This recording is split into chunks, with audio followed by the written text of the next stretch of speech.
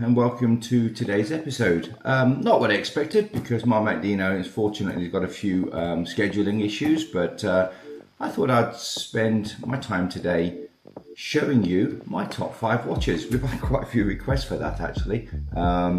What are your 5 favourite watches?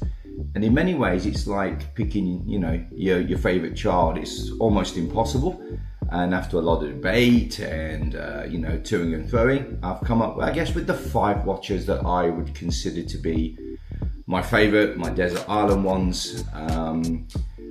Some honourable mentions must go out to a few that didn't quite make it. First one, of course, is the Far and Sweet. I love this company. I love Adam. I love what he does. I love the mixtape volume 1, but I have about 6 of them, and picking one was difficult. Possibly the orange, but for that reason and that reason only, it didn't quite make the cut. But as I say, a very honourable mention to the Far and Sweet mixtape volume 1. Of course, there's my first watch that I bought in my collection, which went from basically 2 watches to, I think I've got 51 watches now, and that's the Marlowe Scepter.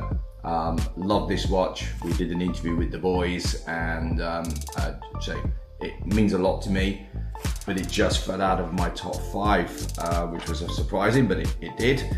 My Nirvana quirky Century Wobble, love it. Such a good watch.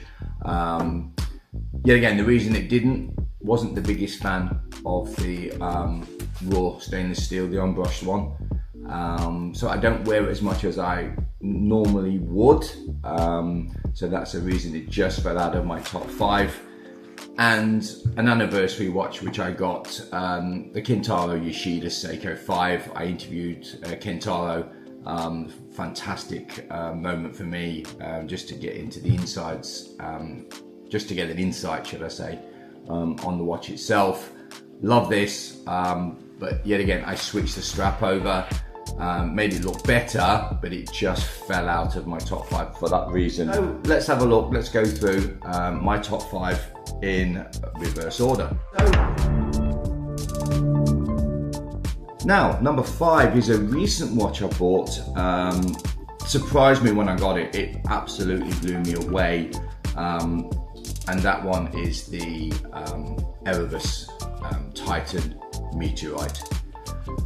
The heft on this watch, the loom on this watch, the clasp, the brushed stainless steel, everything about this watch I absolutely adore. It feels right. It has this lovely weight to it. As I say, I think this is Jody's finest watch. Real proud owner of this. We spoke to him about his watches, and when this arrived, it was the one I've been waiting for from Erebus, the one that blew me away. And it's basically gone into my top 5. I wear this a lot, mostly for dress purposes or something formal. That's a proper watch. I could wear this anywhere. It's not novelty, it's not quirky, it's just one hell of a solid watch, and easily comes in at my number 5. At number 4, and always been in my top 5, a watch I absolutely adore, and that is the Bulova Pilot. Bulova, if you don't know this, only 2 watches have been to the moon. One was an Amiga, and then due to a Glenn Scott, I believe it wasn't Michael Scott, it was at the office. Anyway, one of the pilots on an Apollo mission took this with him. His Amiga broke, and he ended up wearing a Bulova. So they lay claim to being one of only 2 watch companies that have had a watch on the moon. The reason I love this, I pulled this out today. I haven't worn it for a little while actually. I'd say in almost 9 or 10 months. And yet when I did the time checks on them, it was only 2 seconds out. And I set this precisely 10 months ago. This thing keeps time to an insane level, better than an Amiga or a Rolex, and I'll stand by that claim, I really will. I love it. I like it on the NATO strap. I'm not the biggest fan of NATO straps, but I love this on the NATO strap. It is fantastic. I got it as a bargain. My mate Dino, as he always does, spending my money saying, hey, buy this Miko. Normally retail around $1,000 Australian, and I picked this up for $3.99, which is just a fantastic bargain. Wear this, always feel good when I do put it on. It's got a little tab here that you can see with the coordinates of where they landed on the moon, which I think is a nice little touch as well. As I say, not the biggest fan of NATO's normally, but this one really works, mostly because of the Velcro here. And then that just fits on nicely. And that is one heck of a watch that I've got on. Love it. Even if I just put it on upside down, you plonker.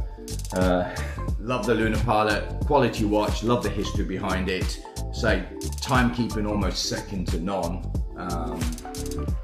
Definitely number 4 on my list.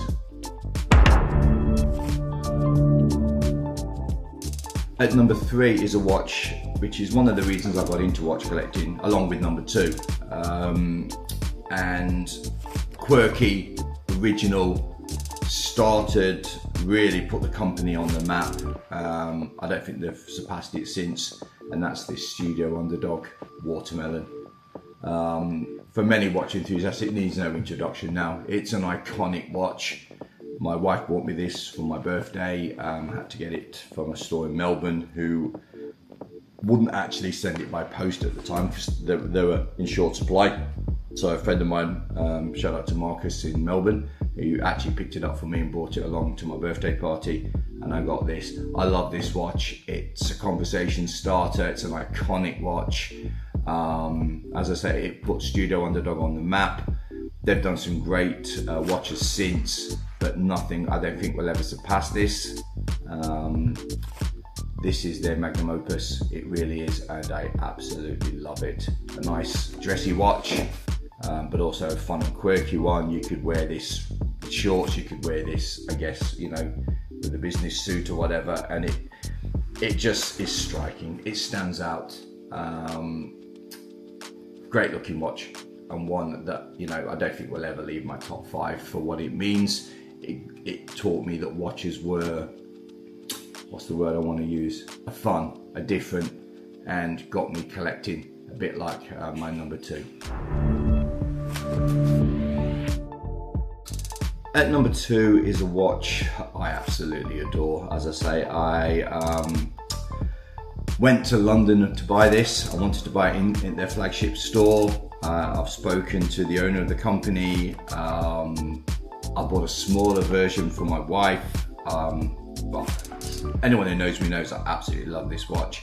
And it is the Perfectly Useless Afternoon by Mr. Jones Watches. Love it. If anything sums up why I got into watch collecting, it's this. It's quirky, but it's original. It tells a story. It's fun. I saw it, and I remember seeing this on a Teddy Baldessari video when I first started. When I fell down the rabbit hole, I was at Dino's place, and I went, "What the hell is that?" And I looked it up, and I went, "I've got to have that watch." It was just so different. And really, like I say, with that and the Studio Underdog set me down this path of being a watch enthusiast. Watches weren't boring anymore, they were fun, and you know, it sort of suited my personality. Yeah. Might be a bit small for some people, so the automatic is a little bit bigger, but also comes with that, you know, the subsequent price hike. Love it. I feel something every time I wear this watch. It means a lot. Say an ambition of mine was to talk to Crispin Jones, and we had a great chat. I'll put the video link over there for you. Love this watch. Never giving this watch up. It will never leave my top 5. It means so much to me. So I guess you're wondering what the hell's number 1 if I feel so highly about this watch. Well, I shall tell you, my friends. Number 1 watch for me is. So the number 1 watch for me is a Casio G-Shock. It's the Casio G-Shock Manga. It's the only watch I've ever paid over the odds for, over the retail recommended price. I bought it from someone. He didn't rip me off. It was $100 more. I saw it. It sold out almost instantly. There was a blue version, and you could still buy those for a while, but I really needed this white one. It's gorgeous. I love it. I don't wear it as much as I should because I don't ever want to, you know, I don't want it to scratch or fade. I just love this watch. I tend to wear this watch for special occasions, not formal ones, but I'll wear it. It's a conversation starter. It is absolutely gorgeous. One of the few watches that actually looks better in real life than it does on the renders. It's just quirky. The 3D effect on it is awesome. On the band, the strap. Why G-Shock never made more of these and did another release in any colors is beyond me, because like I say, this sold out so quickly. It's going for about double to 3 times the amount of money I paid for it now. I'll never get rid of it. I doubt it will get replaced as #1. If it does, well, I shall be reporting on what watch replaces it. But no, love it. My #1 watch by a country mile. So there you have it. My 5 favourite watches in my current collection. I've say just over 50. But will it be the same next year? I don't think 1 and 2 will change. Possibly not 3, 4 and 5 may. It'd be good if they did, because that means it's been a great year for watches. But I'll report back next year and we'll see the state of my collection then. So until the next time, have a good one. Bye, scallywags.